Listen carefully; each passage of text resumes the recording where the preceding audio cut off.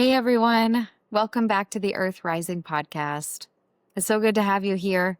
I'm Ariana, your host, and some of you may have seen the first episode that dropped a few weeks ago about the 11 Pillars of Terras Gamos. And that episode was really explaining the foundation of the arc or the journey into Earth Partnership.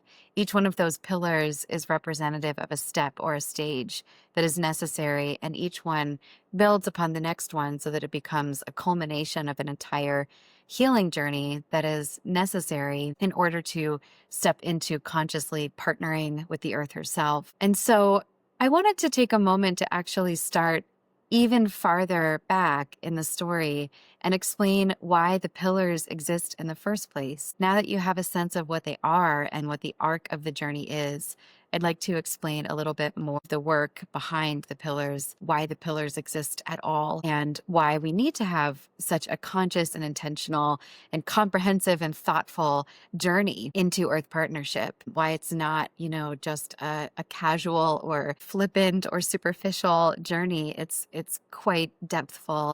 I wanted to start at the core, the innermost sanctum of Terras Gamos, which is the land ceremony. And now, if you don't know what I mean by land ceremony, that's okay. Just keep following along to the show. There are going to be many more episodes and probably entire series of episodes on ceremony itself and what that means and how I was trained in it. And then the difference between ceremony at large and then what a land ceremony is. So the core of Terras Gamos is a land ceremony that is an earth marriage. And what I mean by that is literally a wedding to the earth. And I'll explain everything about what that means and what that looks like. But it is a modern day enactment of an ancient ceremonial rite that used to take place with the High Kings of Ireland, where once a year they would actually marry the land in a ceremony called the Banais Ríghi. And they would participate in this land ceremony, this earth marriage, annually. And that was to demonstrate over and over again their commitment and their devotion to taking care of the land. And so the ancient high kings would actually marry the sovereign goddess of the land, because the understanding back then was that the health of the people and the health of the land was inextricably linked. And that in order to care for and tend to the land well, to be in mutual reciprocity, that it took this kind of deep and impactful commitment and straight intention.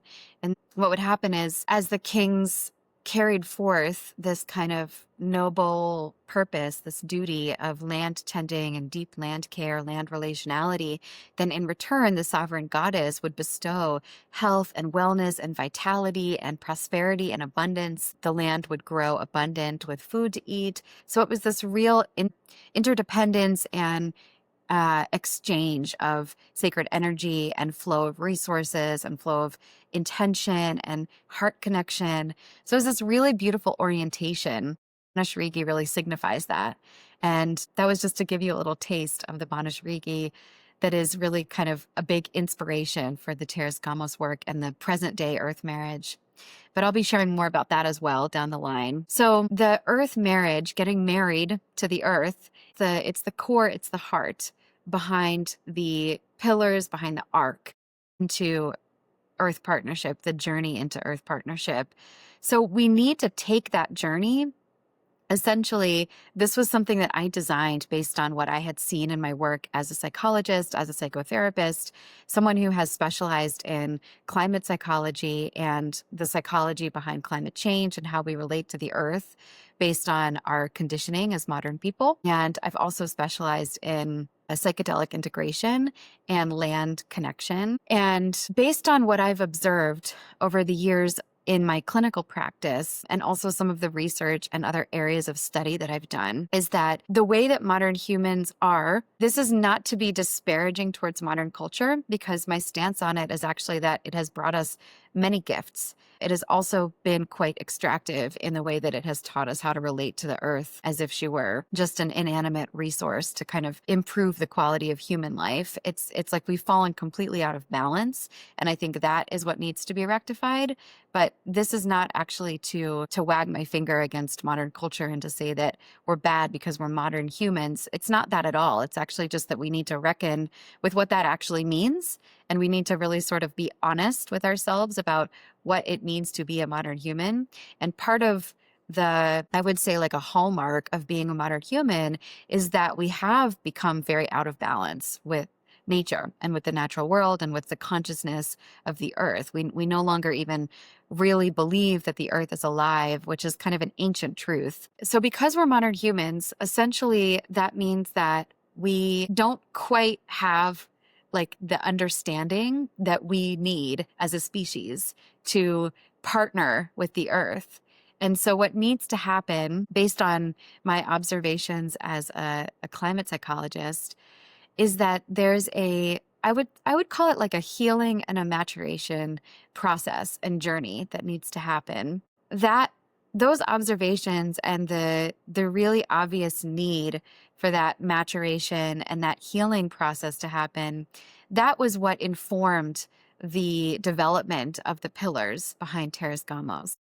Each one of these pillars is a stage in supporting and initiating that healing journey, that evolution, and that maturation that is needed in order to become the person who can then, in good conscience, with integrity, marry the earth. So, we look at some of these pillars and we see how this journey actually, in many ways, it mirrors a conscious relationship that we might see between humans, whether that's romantic or platonic or familial or business. So what those pillars actually do, their function, it is to help orient us into an active relationship with the earth. Because what is a marriage? A marriage is not a casual endeavor. A marriage is one of the most important and profound and serious commitments that you can make in your life.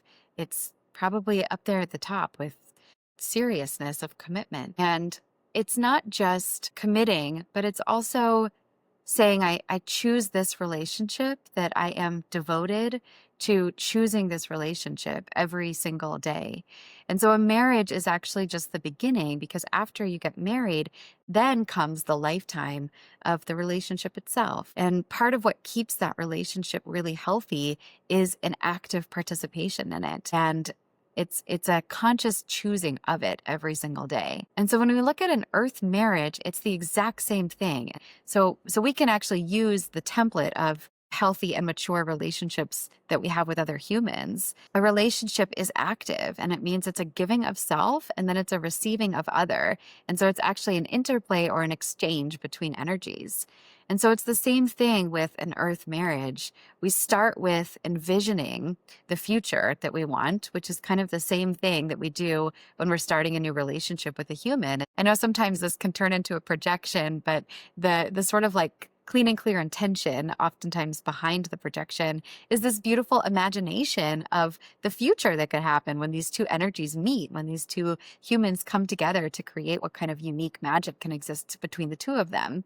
So it's the same thing. That's why the first step is the envisioning step. It's the imagination, it's the dreaming, it's the like really fleshing out. It's the world building. It's really fleshing out the world. And then from there, there's this whole journey that happens where we have to sort of recognize that the world that we want to live in is not the world that we're currently living in. And so we have to plant the seeds for the future right now in the present, like quite literally in this moment.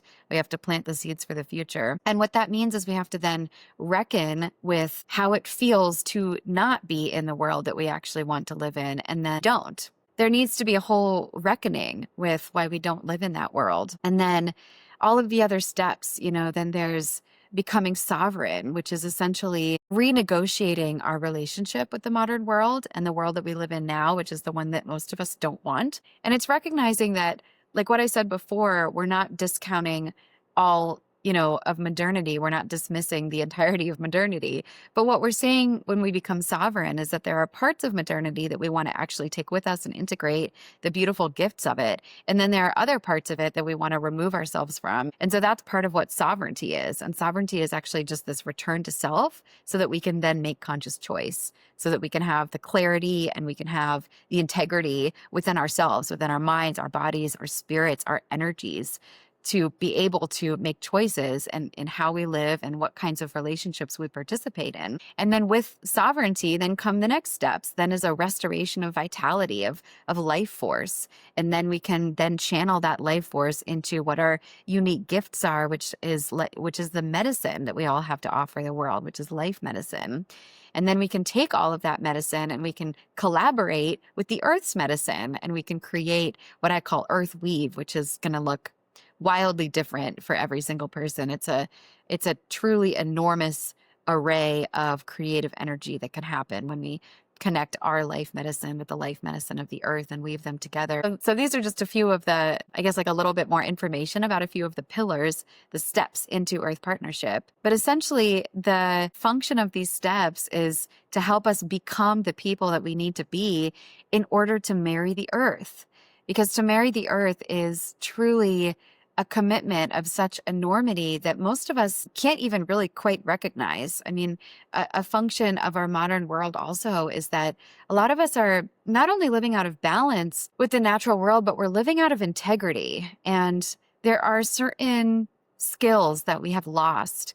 And this is the skills that go into integrity. So this is things like consistency and what it means to actually embody a commitment, what it means to keep our word and carry our intention forward into the embodied practice of that commitment. And this is also like what it means to be in devotion to a cause, something that we care deeply about, so much so that it becomes our entire life's purpose, that it lights us up from the inside out, to be in devotion and to be an active participant in our lives and in our relationships. And so the earth marriage is kind of it's like a tying of the knot in a new sense that really anchors the commitment and the devotion and the integrity behind the love that we have for the earth.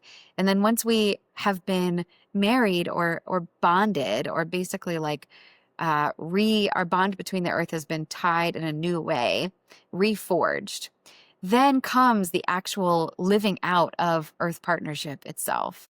The Terras Gamos journey, I call it the journey into earth partnership, because it's a whole preparation and initiation process so that we can arrive at the marriage basically ready to make this commitment, that we actually know what it means. We know what we're giving, we know what we're receiving, and we are healthy and whole enough and in enough integrity within our own beings and with enough sovereignty within our own beings that we can, in good faith, in good conscience, get married to the earth. And from there is like, well, that's where everything else opens. Like that's the rest of your life. That's where you actually get to build something, where you get to enter into this wild creative place with the collaboration. So yeah, I wanted to take a minute to just step behind the pillars and explain that this is really, it's to protect and it's to fortify what happens in the land marriage. It's to get people ready